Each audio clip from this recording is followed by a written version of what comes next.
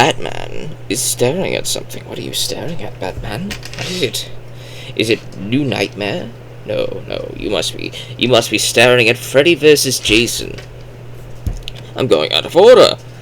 Isn't Freddy vs. Jason the 8th Nightmare film? Why are we going to talk about the 8th one if we're not going to talk about the first 7 first?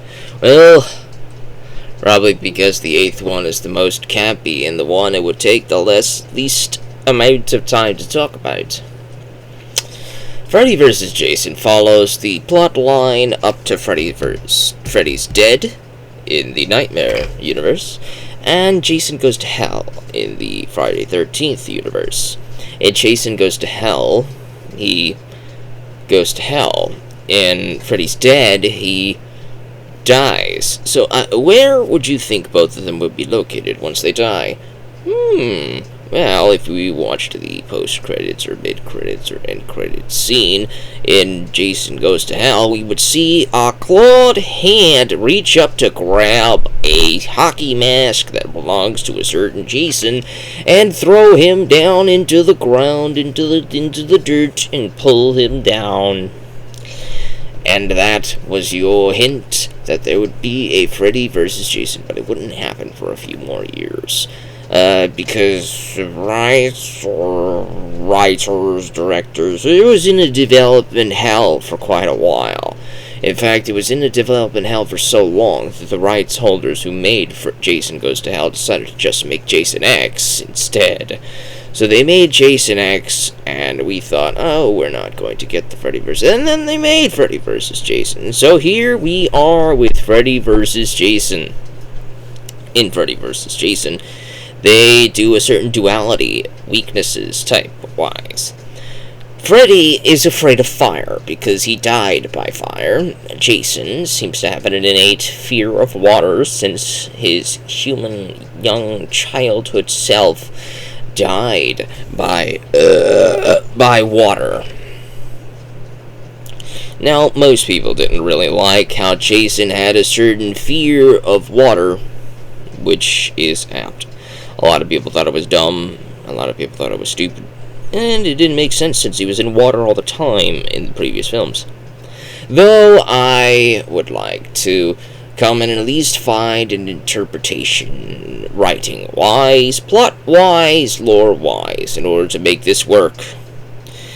Well, let's see, after Jason lives, he comes back from the dead as a sort of zombie type of character that he then goes to fight Carrie in the 7th installment, and then goes to hang out on a boat for the 8th installment. Then he gets to body swap multiple times in Jason Goes to Hell, and then he's in hell now. So his soul, his memories, his spirits, or whatever, is now in hell.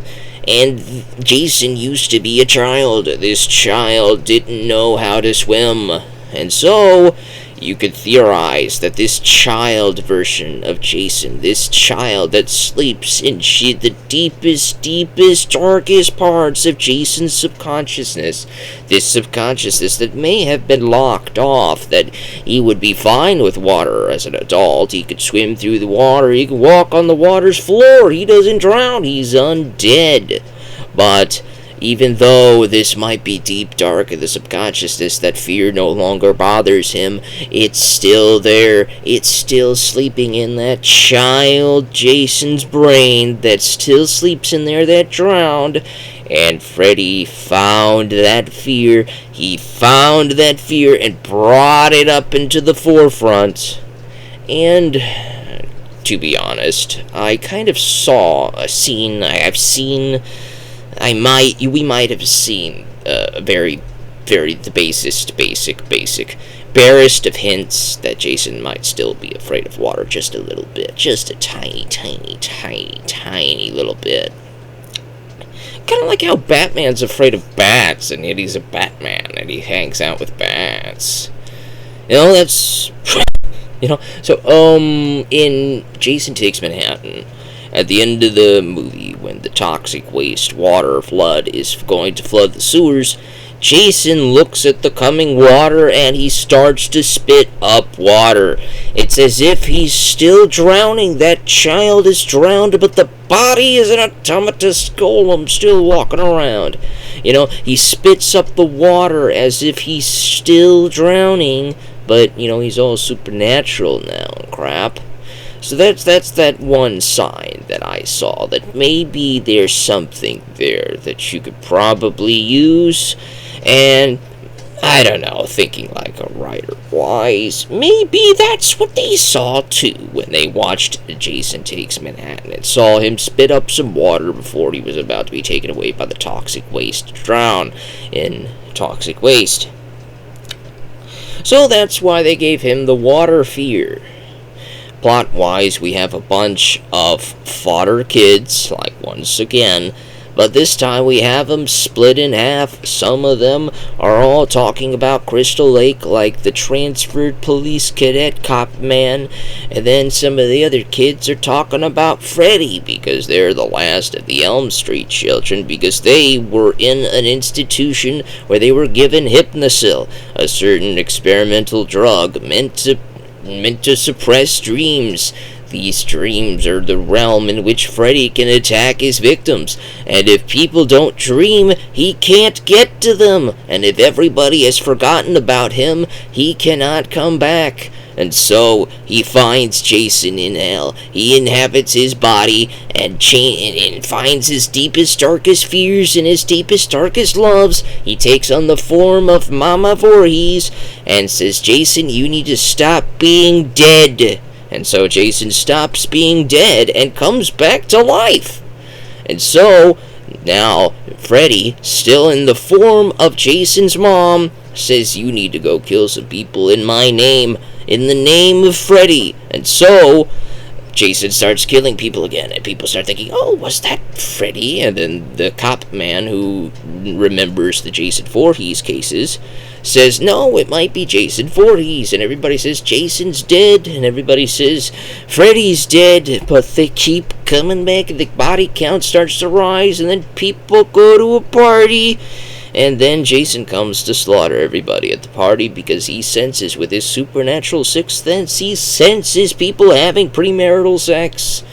And so he goes there and he takes them out. He just starts carving them up, body count rises, and then Freddy is able to come back, but now he's like, you're killing my victims, Jason!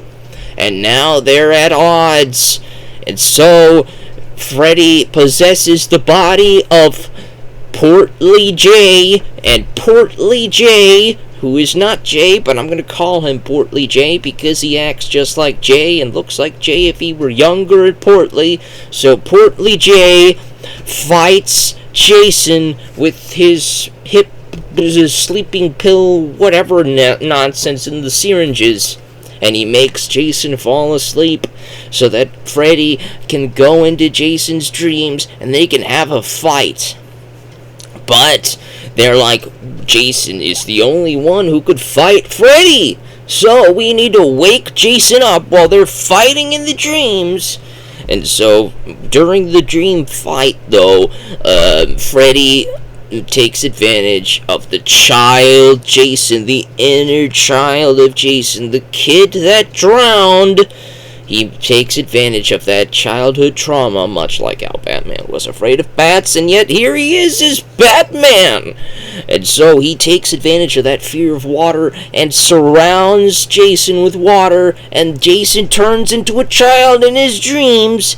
And that's how Freddy is going to win. But then Jason is woken up by CPR, mouth-to-mouth resuscitation. And so Jason wakes up, and he was grabbing Freddy while he woke up, and so Freddy has been brought into the living world, the wakingness world, and the two have a fight in the waking world, and Freddy takes off one of Jason's arms, but then Jason with his other arm manages to beat Freddy with the help of the other surviving teenagers or college kids. And then Freddy and Jason both are defeated.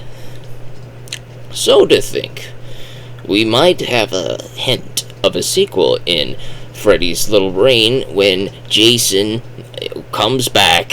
He's like hinting at coming back, and you hear the laughter of Freddy in his head. It's as if Freddy is back in Jason's subconscious, back having control of Jason like an automaton golem zombie man. And then the sequel that never happened in a comic book. We call it Freddy vs. Jason vs. Ash.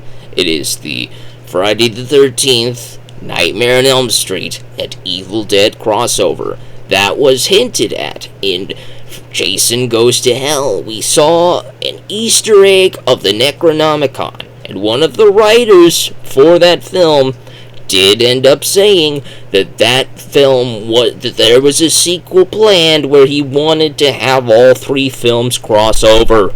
It never happened, but we did have comics. And I'm still hoping for a potential history theory in the future video where that crossover happens. It might even happen in Ash vs. the Evil Dead universe.